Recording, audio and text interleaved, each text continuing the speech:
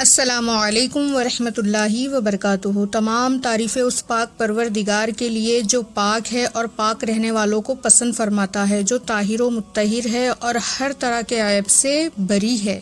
और दुरूद व सलाम नाजिल हो हमारे प्यारे आका मोहम्मद मुस्तफ़ा सल्लल्लाहु ताला अलैहि वसल्लम पर।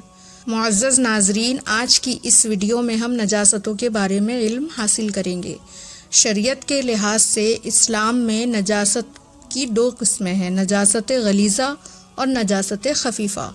आम ज़बान में अगर आप जानेंगे तो नजासत गलीज़ा का मतलब ये है कि अगर ये थोड़ी भी कपड़ों पर लग जाए तो इसे पाक करना ज़रूरी है।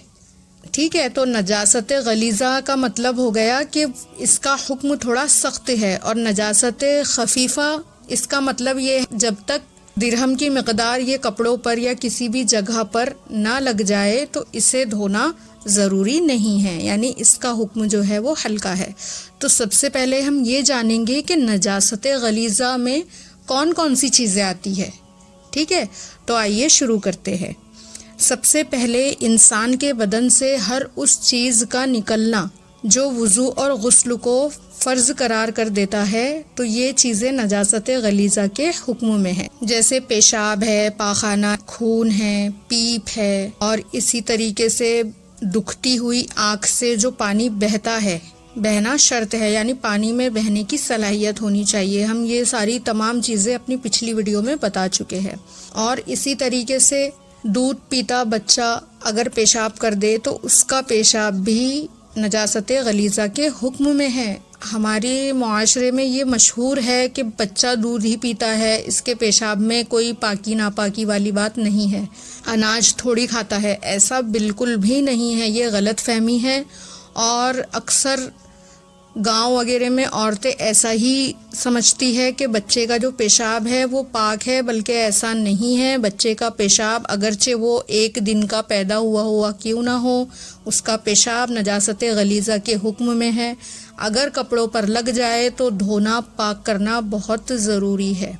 नजासत गलीज़ा अगर किसी चीज़ पर लग जाए, उसे किस तरीके से पाक किया जाता है, उसका क्या हुक्म है, हम ये अपनी आने वाली वीडियो में तफसील के साथ बयान करेंगे। आज हम ये जानेंगे कि किन किन चीज़ों को नजासत गलीज़ा कहते हैं और किन चीज़ों को नजासत खफीफ़ा कहते हैं। तो बच्चे का पेशाब और इसी तरीके से बच्चा जो दूध वगैरह पलट देता है वो भी नजासत गलीज़ा के हुक्म में है।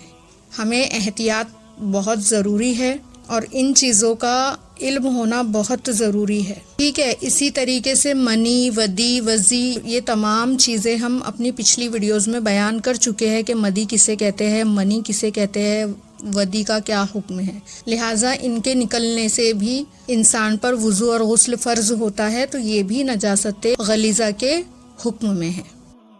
और इसी तरीके से जो जानवर हराम है उनका पाखाना, पेशाब और उनका लुआब, ये भी नजासत गलीज़ा के हुक्म में है। जैसे शेर है, लोमड़ी है, बिल्ली है, चूहा, गधा, खच्चर, हाथी, सूअर वगैरह, ये तमाम का पेशाब, पाखाना और लुआब नजिस है और नजासत गलीज़ा के हुक्म में है।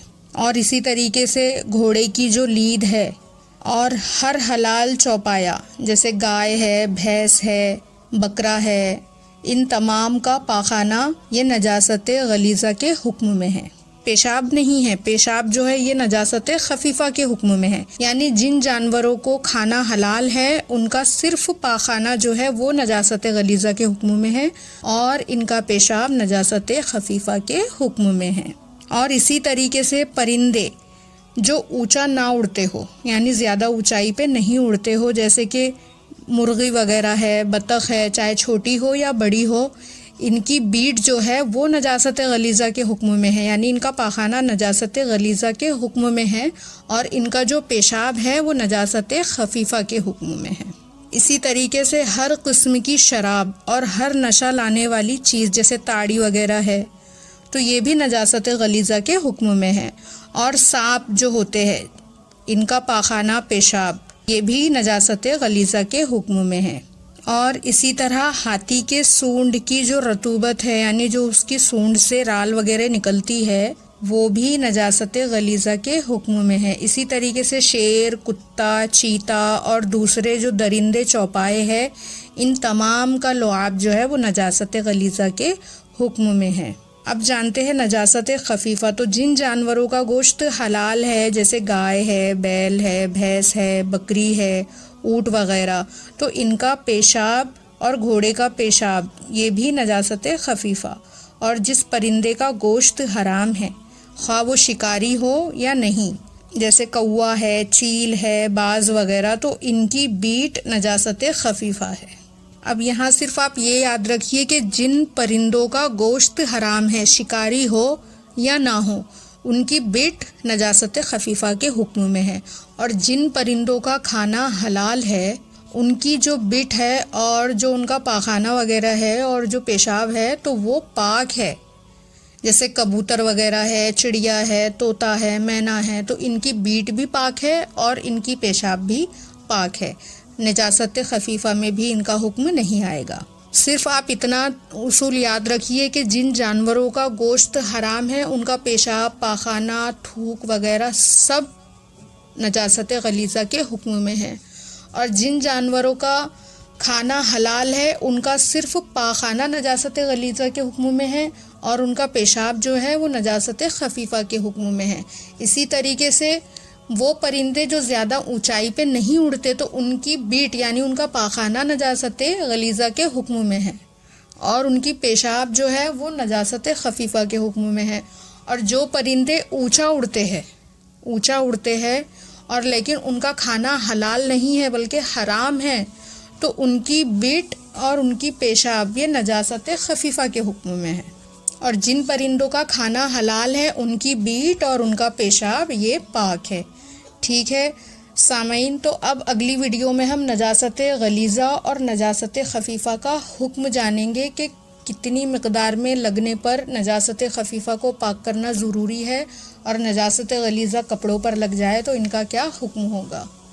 अल्लाह ताला हमें इल्म से ज़्यादा अमल करने की तौफ़ीक़ अता फ़रमाए। अस्सलामु अलैकुम व रहमतुल्लाहि व बरकातुहू।